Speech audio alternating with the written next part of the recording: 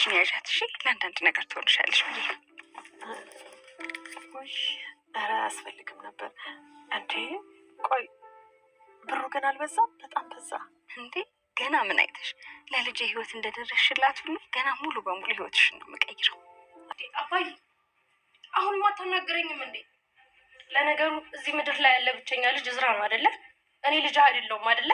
እገሌ ልጄ ነው እገሌ ልጄ አይደለም ብዬ አንድ ቀን ከአንድ ቤት ወጥቶ አያውቅም። ግን ደግሞ አንድ ቀን እንዳንቺ እዝራ አንገቴን አስደፍቶኝ ያውቃል። ይሄን ደግሞ አንቺ ራስሽ ጠንቅሽ ታውቂዋለሽ። እኔ ግን ሁሌ እንዳሳፈርኩ ነው አይደለ? ለነገሩ እኔን የምትረዳኝ እናቴ ብቻ ነበረች።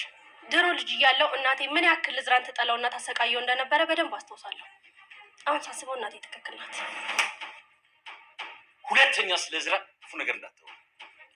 ባወራ ምን ልታረገኝ ነው? ንገረኝ፣ ምን ልታረገኝ? አንቺ ሜርሲ ምን ሆናችሁ ነው? አታስመስይ እባክሽ። ልጅዋ ከአንቺ ጋር መመካከርና መዋል ከጀመረች ነው እንደዚህ ተበላሽታ የቀረችው። ለነገሩ ቶ እኔ ላይ ሲሆንማ ሁላችሁም ትበረታላችሁ። ምን ላድርግ? ቆርጬ ያልጥልሽ ስጋ ይሆንሽ።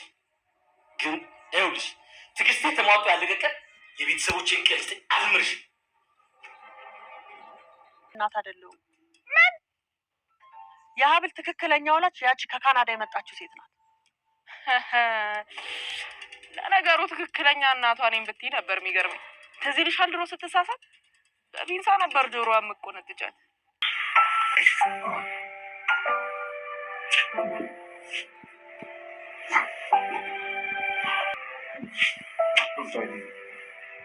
ይቅርታ አባዬ፣ ይህ መጥፎ ነገር በዚህ ሳምንት ማንሳት እባክህ እንዳትቀየም። ቆይ ግን ለምንድን ነው እናቴ እንደዛ ታሰቃየኝና ትጠላኝ ነበር?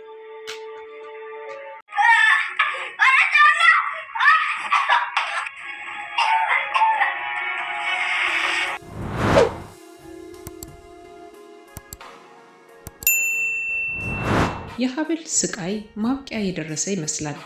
የመነንና እንዲሁም ደግሞ የሀብል ጉዳይ አሳሳቢነቱ እንደቀጠለ ነው። መነን በአሁኑ ሰዓት ላይ ሀብልን ከልጅነት ጀምራ ያሳደገቻት እንደ ወላጅ እናት ብትሆንም ክፉና ደጉን ብታደርግም ዞሮ አሳድጋት እዚህ ቦታ አድርሳታለች። አሁን መነን በድጋሚ ሌላ ስህተትን ለመስራት እየተዘጋጀች ትገኛለች። መነን የሀብልን ትክክለኛ ወላጅ እናት መምጣቷን ከካናዳ ሰምታለች።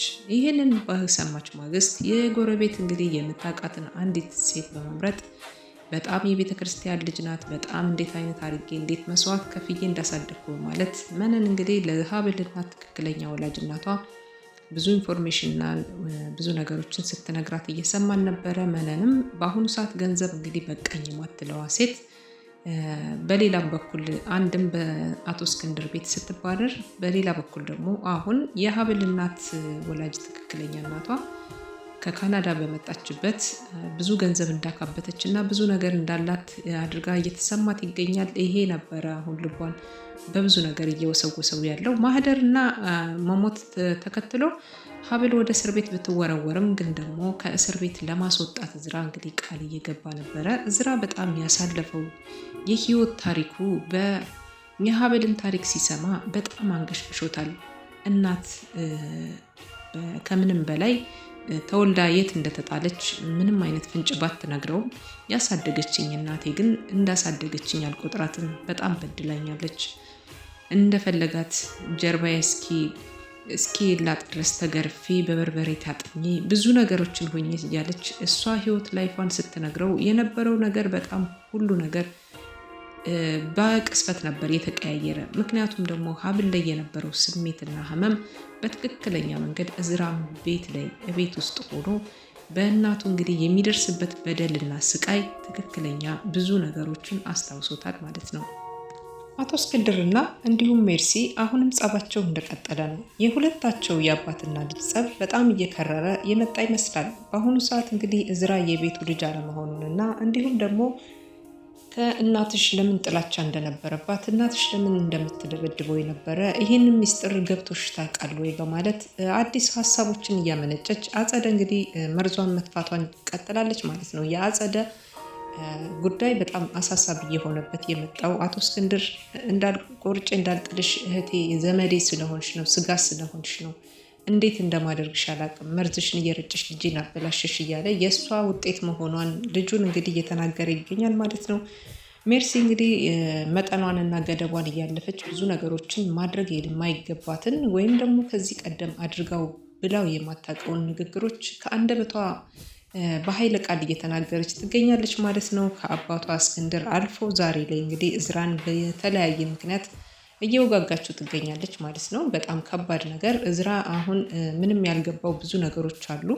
ድብቅና ስውር ሆኖ የእሱ ህይወት የተቀመጠበት ግን ደግሞ እስር ቤት ሄዶ ሀብልን በሚጠይቃት ሰዓት ያልተኖረውን ልጅነቷን ያ ያስቀያሚ የነበረውን ማንነቷን እያንዳንዱ ነገር በነገረችው ቅስፈት ላይ ነበረ የራሱን ማንነት አስቦ ጠጥቶ እንግዲህ ሰክሮ እንዲገባና ነገሮችን እንዲያስብ ትናንትናን ወደኋላ እንዲመለስ ለምን እናቱ እንደምትገርፈው እንደምታሰቃየው ለምን በበርበሬ እንደምታጥነው ያደረገችውን ሁሉ ከሀብል አንደበት የሰማው በሙሉ እሱ ላይ እንደተከሰተበት ሲያቅ በጣም የተሰማውን ነገር አይተን ነበርና በዚህ መካከል ውስጥ ሆኖ እንግዲህ እየተብሰለሰለ ጠጥቶ ወደ ቤት ቢገባም የአባቱን ጉልበት ስሞ አባዬ ብሎ ነገሮችን ዛሬ ጥዬ ጠፋሁ አይደል በማለት ነገሩ ሲያነጋግረው ነበረ። ግን ደግሞ ያንን ትውስታ ለምን እንደሆነ አስታወስኩትና ይህንን ቃል ጠየቅኩ፣ ግን ዳግመኛ ላንነጋገርበት እኮ ተነጋግረን ነበር እያለ አቶ እስክንድርም ቢነግረውም ግን ደግሞ እዝራ ያው ስሜቱ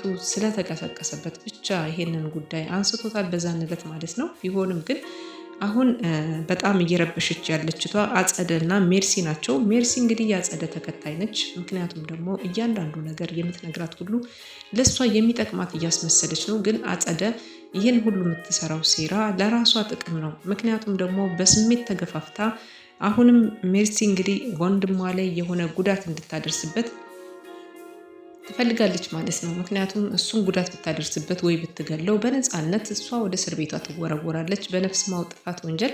እሷ ባለምንም ከልካይነት ወንድሟም ነገሟች ነው። ትንሽ ቀናት ነው የቀረው። ስለዚህ ይችን የቀረቻትን ቀናት እጠቀምበታለሁኝ ወንድሜን እንግዲህ እሱም ስለሚሞት እሷም እስር ቤት ትገባለች ያለምንም ተቀናቃኝነት ይሄ ሁሉ ሀብትና ንብረት በእጄ ይገባል በማለት ሀሳቧን እንግዲህ ቀጥላበታለች ማለት ነው። ይሄንን መጥፎ ሴራዋን ደግሞ አቶ እስክንድር ያውቁ ነበር እና እያንዳንዱ ነገር የምትመርዛት ልጇቸውን የምታበላሻት ያለችው አጸደ እንደሆነች በደንብ ያውቃሉ። መነን እንግዲህ ከቤት ብትባረርም ዛሬ ጥሩ ነገሮች እያጋጠሟት ይገኛሉ ማለት ነው። ያው መጥፎ ስራዋ እንደሆነ እንደቀጠለ ነው። የሀብልን እናት ከካናዳ መምጣቷን ሰምታለች። የሀብል እናትን ብትሆን የራስ ወዳድነት ስሜት አሁንም ይታይባታል። ምክንያቱም ደግሞ የሀብል መወለድ እና ከሀብል መወለድ ጀርባ ያለው ብዙ ታሪክ ሊኖረው ቢችልም ግን ደግሞ ይህን ታሪክ አልነገረቻትም። አባቷ ማን ነው የሚለውን ነገር እስካሁን ድረስ የሀብል እናት አልተናገረችም ማለት ነው። ይህንን አባቷ ማን ነው የሚለውን ነገር ለማወቅ የቋመጠች ትመስላለች መነን። ምክንያቱም ደግሞ ይህንን ማንነት ብትሰማ ያለበትን ቦታ አጠያይቃ ሁሉንም ነገር ለማድረግ የምትፈልግ ትመስላለች እና ለዚህ ነበር ሌላ ጊዜ እነግርሻለሁ ብላታለች። ስለዚህ አሁን ላይ መነን እንግዲህ የምታጣራውን ነገር ታጣራለች። ከዚህ ባሻገር ደግሞ የሀብልን ያልተኖረን ልጅነት በድጋሚ ልትደግመው ጀምረዋለች መንገዱን ማለት ነው። ማለትም ደግሞ መነን ከመጣችዋ የሀብል እናት ብዙ ገንዘቦችን እየተቀበለች ነው። ብዙ ነገሮች እያደረገች ነው። ሌላው ቀርቶ ዛሬ የምታውቃትን አንድ የመንገድ ዱርዬ እሷን በማዘጋጀት ጥሩ ልብስ አልብሳ እኔ ሀብል ነኝ ብለሽ እንድትተዋወቂያት ገንዘቦችን ረብጣ እናፍሳለን እያሉ ይገኛሉ ማለት ነው። ሁለታቸውም ተስማምተውበት ይህን ስራ ሊጀምሩ ዝግጅት ላይ ናቸው። ምክንያቱም ደግሞ የሀብል እናት ከካናዳ እንደመምጣቷ ገንዘብ ረብጣ አላት፣ ብዙ ኑሮ ነበረኝ፣ አንድም ልጅ አለችኝ በማለት ብዙ ነገሮችን ስለነገረቻት የገንዘብ ችግርና ምንም እንደሌለባት አቅም እንዳላት እያሳወቀቻት ትገኛለች። እችን ትንሽ ላንቺ የምትሆን እያለችም የተወሰኑ ሳንቲሞችን እንግዲህ ጣል ስታደርግላት ያሳያል ማለት ነው። በዚህ መካከል ውስጥ ሆና መነን እንግዲህ በብር አይኗ እውር ብሏል። ቀጣዩ ጊዜ እንዴት እንደሚሆን ባይታወቅም በጣም ከባድ ጊዜዎችን የምታሳልፍ ትመስላለች መነን። ለአሁኑ ለጊዜው በጣም ተደስታለች። ጥሩ ላይ ናት የምትገኘው ማለት ነው። እዝራ እንግዲህ በጣም ብዙ ነገሮችን እንትን እያለ ይገኛል ማለት ነው። እዝራ እኔ በእርግጠኝነት በጣም ብዙ ነገሮች እየደረሱበት ቢሆንም አሁን ላይ ግን በሜርሲ ጉዳት የሚደርስበት ይመስለኛል። ሜርሲ በጣም በተደጋጋሚ የምትፎካከረው ነገር አለ። አሁን ላይ የወንድሟ ነገር ከዚህ ቀደም እንደዚህ አይነት ስሜት ተሰምቷት እንደማያውቅ ራሷን እያሳመነች ብትሆንም ግን ደግሞ ሜርሲ ደካማ ጎኗ ማናት? አክስቷ ናት። አክስቷ እንግዲህ አጸደ በጣም መጥፎና መጥፎ ባህሪ ካለባቸው ሰዎች አንዷ ነች። ራሷ ጥቅም ብላ ልጅቷን ባልሆነ መንገድ እየመራቻት እና እንዲሁም ደግሞ በወንድሟ ላይ ተነሳስታ ክፉ ጥላቻን እንድታንሰራራ እያደረገቻት ትገኛለች። አሁን ሜርሲ እንግዲህ ልትወስነው የምትችለው ከባድ ነገር ቢኖር እዝራን መጉዳት ነው። ምክንያቱም እዝራ ሙሉ ሀብቱን ንብረቱን እያስመሰለ ይኸውልሽ እንደዚህ እያለ እያስመሰለ ቤቱን በሙሉ እየወሰደ ነው በማለት እሷ ምንም ቤት አልባና ጎዳና እንደምትወድቅ እየነገረቻት ትገኛለች። ይሄ አነጋገሯ ደግሞ በሜርሲ ላይ ተቀባይነት እያገኘላት የመጣ ስለሆነ ሜርሲ እንግዲህ ይህንን ሀሳብ ሰብሰብ አድርጋ ስትመለከተው ወንድሟን እንግዲህ ወደ ማጥፋት ወይም ደግሞ ከዚህ ቀደም እንደምናስታውሰው ማህደርን እንዳስገደለቻት የምታደርግ ትመስላለች ማለት ነው። እንግዲህ ሳሚ የሚባለው እስር ቤት ያለው ሰው የማህደር ገዳይ ተብሎ ተጠርጥሯል። ግን ደግሞ ከዚህ ሁሉ ጀርባ የሜርሲና የአጸደ እጅ አለበት ማለት ነው።